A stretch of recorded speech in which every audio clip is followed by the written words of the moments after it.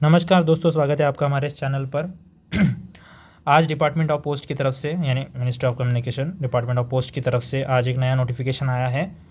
जो competitive exam होती है, departmental exam for the post of MTS, postman और मेल गार्ड उसके लिए पैटर्न ऑफ एग्जामिनेशन चेंज कर दिया गया है। देख सकते हैं आप, ये आज ही नोटिस निकला है, डेटेड 5 अप्रैल 2022। ओके, सो यहाँ पे सब्जेक्ट दिया गया है revision of pattern and syllabus of examination conducted by department of post for appointment to the post of MTS, postman and mail guard. ठीक है, तो क्या चेंज कर दिया गया है वो देख लेते हैं। यहाँ पे देख सकते हैं, डायरेक्ट मैं आपको सेकंड पॉइंट पे लेके जाता हूँ। Competent authority has approved that henceforth there will be a single common examination for selection of MTS for appointment as a postman or mail guard and GDS for appointment as a MTS or postman or mail guard. Revised pattern and syllabus of the common examination is given in Annexure 1. The examination will be held without the aid of books. Okay, मतलब अभी change कर दिया गया है। जो different exam होती थी for the post of MTS, postman और मेल गार्ड के लिए, अब कॉमन एग्ज़ाम सिंगल एग्ज़ाम होगी, सिंगल कॉमन एग्ज़ाम। ठीक है, MTS की होगी पोस्टमैन और मेल गार्ड के लिए, और GDS की होगी MTS पोस्ट के लिए और पोस्टमैन और मेल गार्ड के लिए। ठीक है, तो अभी देख लेते हैं नीचे जाके कि क्या चेंज कर दिया गया है।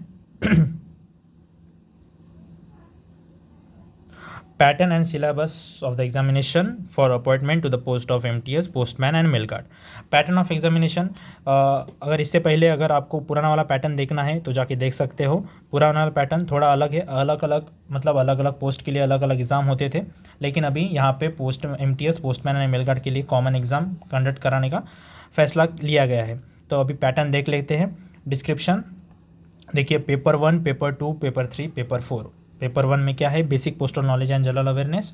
पेपर 2 है knowledge of postal operations. Paper 3 knowledge of local language and paper 4 data entry skill test. Okay, applicable for examination to the post of, ठीक है, paper 1 both MTS and postman and mail guard. Paper 2 postman और mail guard only. Paper 3 both MTS and postman और mail guard only. And paper 4 postman और mail guard only. मतलब paper 1 और paper 3 जो है वो दो MTS के लिए है। ठीक है, बहुत यहाँ पे बोल रहे हैं ना, MTS पेपर 1 और पेपर 3 देंगे, और जो पोस्टमैन या मेल गार्ड रहेंगे वो चारों पेपर देंगे। ठीक है, 4 पेपर पोस्टमैन और मेल गार्ड के लिए, और MTS के लिए सिर्फ 2 पेपर। कौन से, पेपर 1 और पेपर 3। मतलब MTS आपको क्वालिफाई करना है तो पेपर 1 में रैंक लाना पड़ेगा, पेपर 3 तो क्वालिफाइंग होता है। ठीक है, तो कॉम्पिटिटिव और क्वालिफाइंग की नेचर की बात कर लेते हैं। पेपर 1 और पेपर 2 ये जो है कॉम्पिटिटिव रहेंगे, पेपर 3 और पेपर 4 ये क्वालिफाइंग रहेंगे।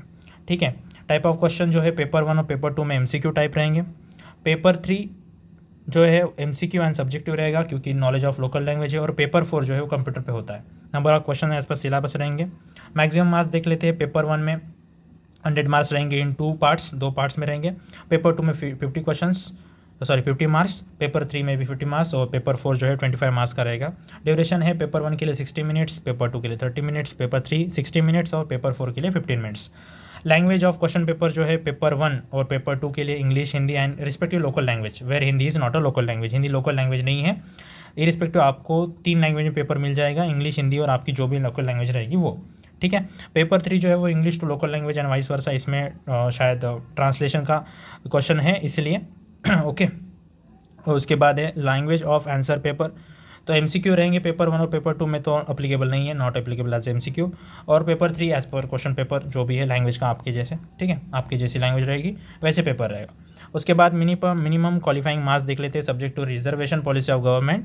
For selection as MTS in paper 1 unreserved के लिए 40%, OBC EWS के लिए 37%, SC ST PWD के लिए 33%। And for selection as a postman और mail guard total of paper 1 and paper 2। Okay, paper 1 और पेपर 2। MTS के लिए सिर्फ पेपर 1 पेपर 3 है, और पेपर 1 ही कॉम्पिटिटिव है, इसीलिए उसकी रैंकिंग जो है पेपर 1 पे लगी, क्योंकि पेपर 2 तो क्वालिफाइंग रहेगा।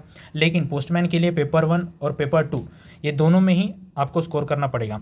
तो उसमें है अनरिजर्व के लिए 40%, OBC EWS के 37%, SC ST PWD के लिए 33%। ओके, और पेपर 3 के लिए अनरिजर्व के लिए 40%, OBC EWS के लिए 37% और SC ST PWD के लिए 33%। ओके, और पेपर 4 में अनरिजर्व के लिए 60% है, OBC EWS के लिए 60%, SC ST के लिए 50% और PWD if not extend for the skill test. Okay, 50% है। तो ये हो गया पैटर्न ऑफ एग्जामिनेशन। आप स्क्रीनशॉट ले सकते हैं या फिर मैं डिस्क्रिप्शन में डाल दूंगा इसका PDF की लिंक। ओके, तो वहाँ पे जाके आप देख सकते हैं पूरा PDF, नहीं तो आप स्क्रीनशॉट ले सकते हैं एक एक।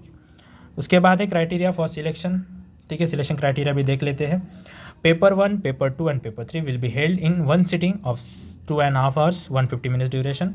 मतलब ये पेपर 1, पेपर 2, पेपर 3 जो है वो एक ही दिन लिए जाएंगे।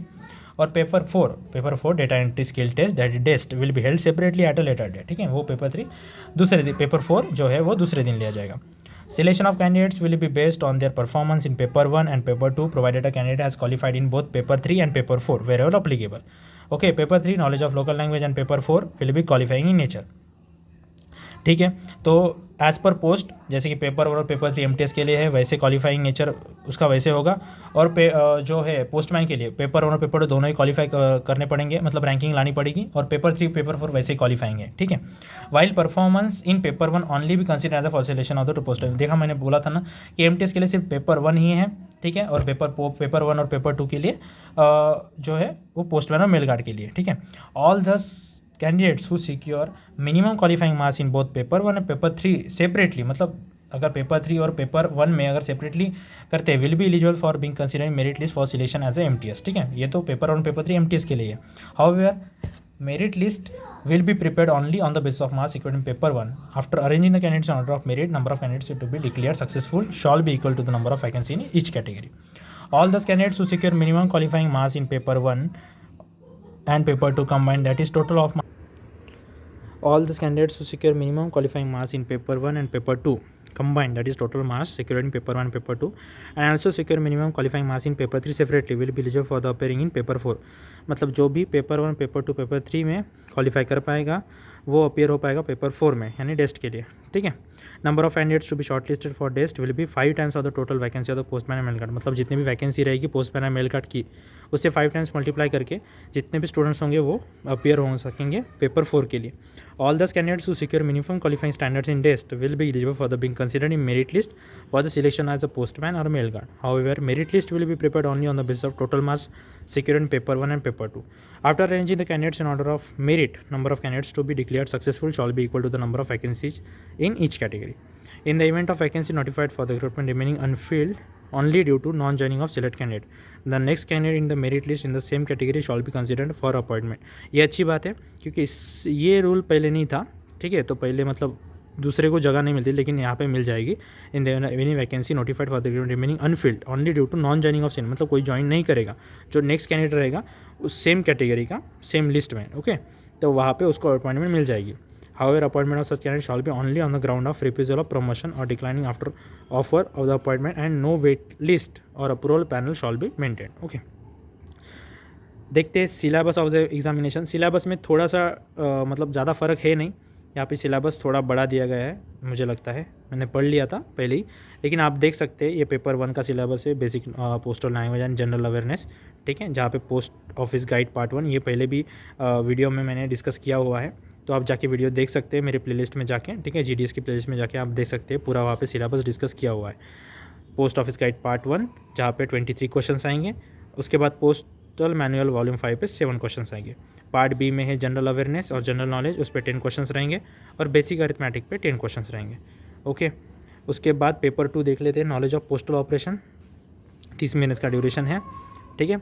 ये for the appointment of paper 2 postman, ये पेपर 2 सिर्फ पोस्टमैन के लिए, MTS के लिए पेपर 1 और पेपर 3 याद रखना, ठीक है। इसमें post office guide part 1 5 question रहेंगे, post manual volume 6 part 3 10 question, okay.